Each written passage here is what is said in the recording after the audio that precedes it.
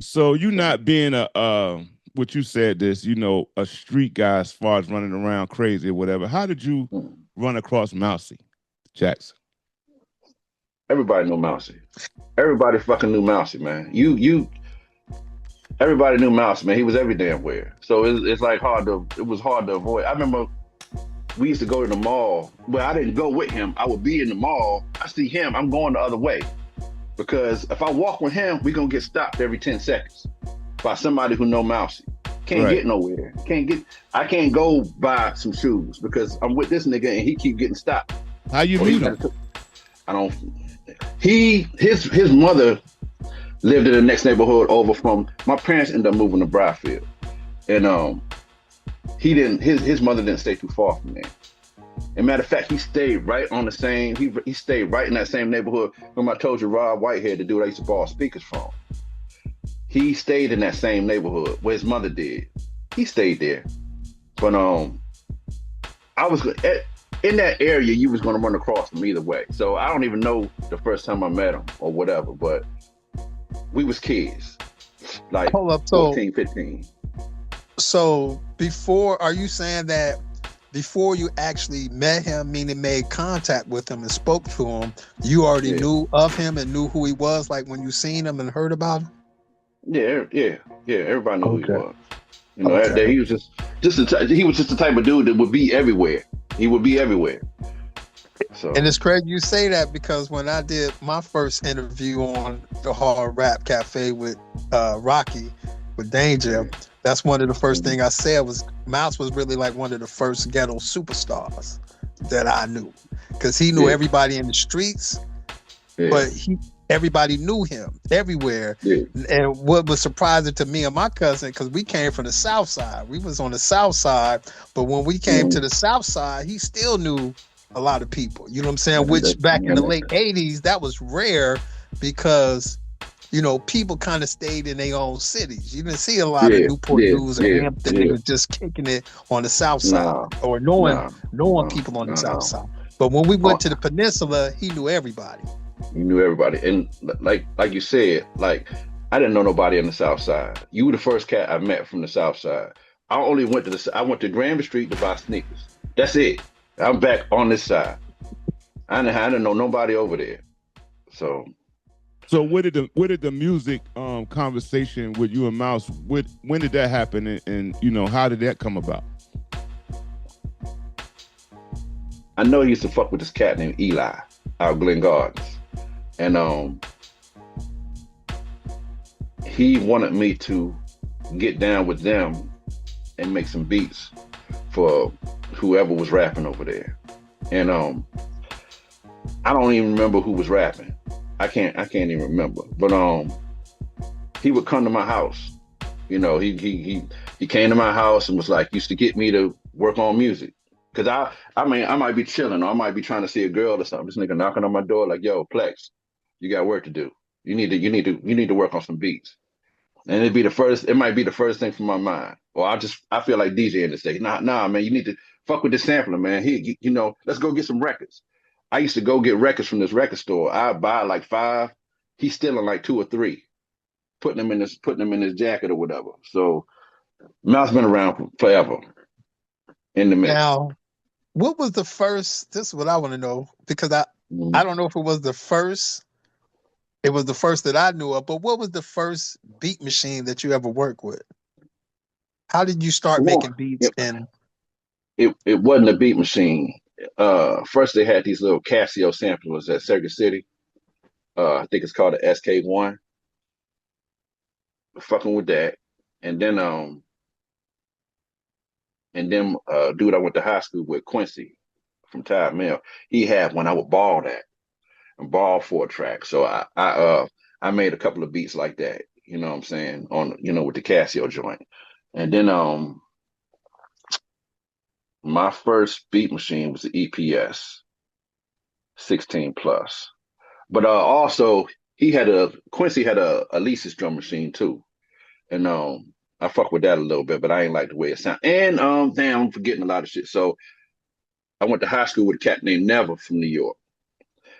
I Never had remember a him. never had like a Roland, It was like a 606 or some shit like that. It was a drum machine and it had a decent sound to it. So I fucked with that a little. He let me borrow it. I fucked with that for a little while. But I didn't do that much with it because I knew I wanted to fuck with it. We were sampling by then.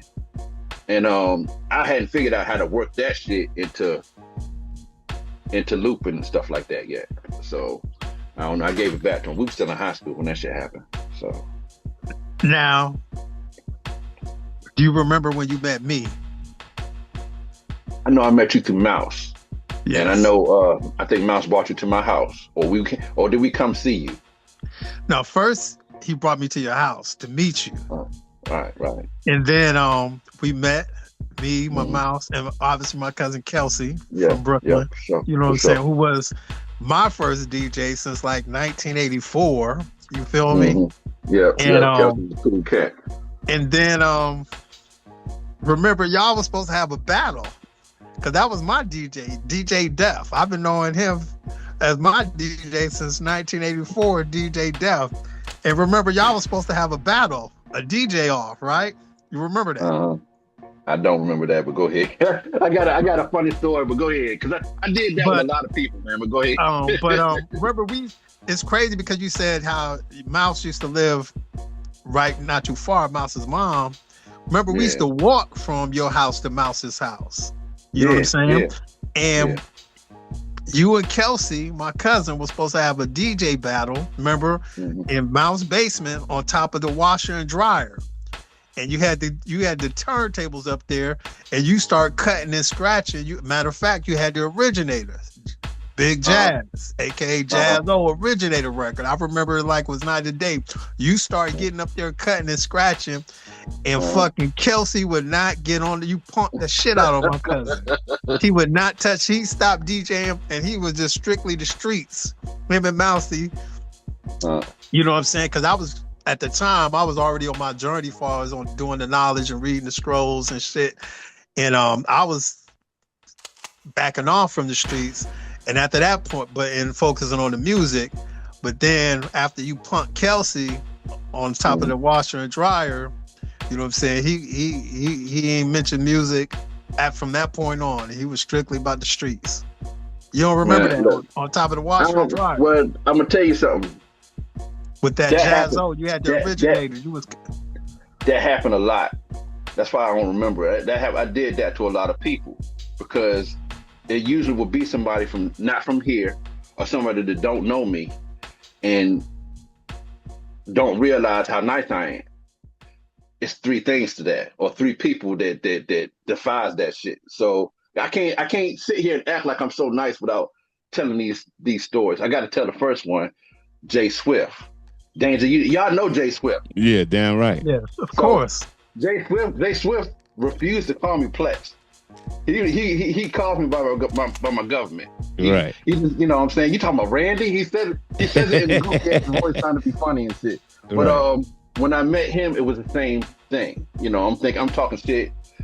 Matter of fact, I just said, yo, you want to battle? Because every cat I came across, I was better than. And Jay came to my house, Tank brought him to my house. And he got on my set and did some crazy DJ scratch shit. And I was like, never mind.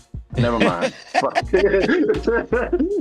I'm telling you that story now because if you interview that nigga, he's gonna want to tell the story. I told it first. Fuck it. You know what I'm saying? Hold up. Yeah, so he backed me down. So you telling me that Jay Swift, my brother, I love, punked you like how you punked my cousin Kelsey? Yeah. Well, I didn't stop DJing. But you ain't stopped DJing. I still was nice. I just want better than that nigga. That nigga was nice. Yeah, you got up on the turntable. You start doing all the tricks and cutting them. Kelsey, he ain't even touch. He refused to touch them goddamn turntables. And he stopped fucking with the music. And that's when you became my DJ. Yeah, you know what I'm saying? And then that's when you came to out Virginia Beach, you and Mouse to the south side, to my mom's house, and you see the whole wall full of records. Y'all start raping the records. You know what I'm saying? Do you remember the sign? I don't know if you ever remember, like, we used to have two big ass reel-to-reels and the speakers. We had a Technique turntable. Do you remember the sign that my step pops had on the top of the? No, It no, I don't. said this was some cool California shit. You know what I'm saying, from the early '80s. It used to say, "Eat my food, drink my beer, but don't fuck with my stereo." I can't remember that shit. I can't remember that shit. I And can't remember. then first y'all just came and just raped some of the records. But Mm-hmm. then it was like at the end of the '80s, and my mom was like, "Fuck it, you could just have them." You know what I'm saying? There was a lot of And records too, and, bro. and because she had records from my auntie and my uncles, you know what I'm Mm-hmm. saying? Like if you remember, I don't know if you remember, some of them had like Bird on them, which was my Yeah, auntie Bird, and Terrence, my uncle. So she yeah, might have had like doubles and triples of certain records, which I knew no you doubt. loved because you was able to swap out Yeah, with people yeah. like Jay Swift and Mm-hmm. Latif up in Brooklyn. Man, Jay would never. Jay had so many gems. He never wanted to get a record from me. I always would get records from him because he come from New York, where they really, really, really are able to dig, and they know if you dig, you know what records to look for. Me being from Virginia, I'm just looking. I'm just looking for what the fuck ever I can find. I don't know who's not. I don't know. I can't tell by this record or by this name that it's gonna be some shit up here. Until I started, I kept, digging and finding. Okay, I know this dude got some shit because I got his other album. But when you from New York, like you would, Pete Rock and Large Professor and all them people, they have a knowledge of shit like that Reminisce sample, whatever from Tom Scott. They all knew about that shit. They all know about. That's not how I was. I'm by myself doing this shit for real. There's nobody around me at first trying to make beats. Jay Swift might have been the first. I mean, it's a couple of cats that I ran into, but they didn't know. They didn't even know what I knew. You know what I'm saying? So Jay Swift taught me. He Jay didn't Sif teach me was how to cut from dig. that cloth. He's cut from that cloth, and he had all these fucking records. And I used to borrow records from him, but he never wanted to borrow records from me. All that shit I had, he had already, or knew that there wasn't nothing up there. Now you said So it was three. It was two other situations. yeah, so the other situation, my man Diallo, who I used to DJ with in high school. So everybody used to pit me and him against each other, and we were supposed to have a battle at Union Hall. We had a party. I'm set up on one side, he set up on the other side. The shit that wasn't, we just got two different styles. I go off of sound. So yeah, I'm gonna be hitting the doubles and doing the tricks and all that shit, but I want to make sure the rhythm is kept. I don't want nobody to stop dancing because I decided to go crazy on the turntable. I want you to be able to keep doing what you're doing. Diallo is fucking, under his leg, behind his damn back, all this other crazy shit, you know what I'm saying? And it might go off, you know what I'm saying? But it don't matter because you looking at it, you seeing what you're seeing, and like, yo, this nigga's incredible. But we kind of complimented each other in that way. So we didn't have no battle. We just end up being partners. After that, we DJed all our parties together. And we're just bringing, he had speakers, so I end up stopping using my man Rob's speakers and we're just using Diallo speakers. And we combined all our records and we just doing parties at Midtown, Union Hall, or wherever else we could, house parties and shit, wherever. So, but yeah, the third situation, maybe it was just two. Oh, it's a DJ named DJ Music Rock. And I didn't challenge this nigga nothing. He went to HU. He from Fort Greene. That Fort Greene, Brooklyn. Fort Greene. He was down here going to Look, this nigga was down here going to HU, living in Walker. What's the shit across from across the street from Woodsong, where Rod got shot? Brookridge. He was living in Brookridge, going to HU. So you know how New York people walk. He would walk from HU to Brookridge like it was nothing. Got all this. They don't even know who he. They don't even know. Man, Cats probably would have tried to do something if they known what was in his crib, but he didn't. I mean, he was out there chilling, and he had all this equipment. He was nice as shit. He was nice, and I didn't. That was just if I would have, if I would have took that route with him, be like, yo, nigga, let's battle or whatever.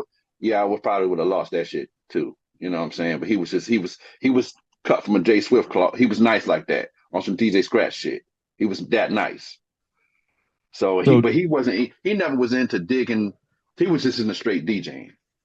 So during the era of, you meeting Mouse and Kamal, so these are the beginnings of CRU THIK, this yeah, era. And what year is this?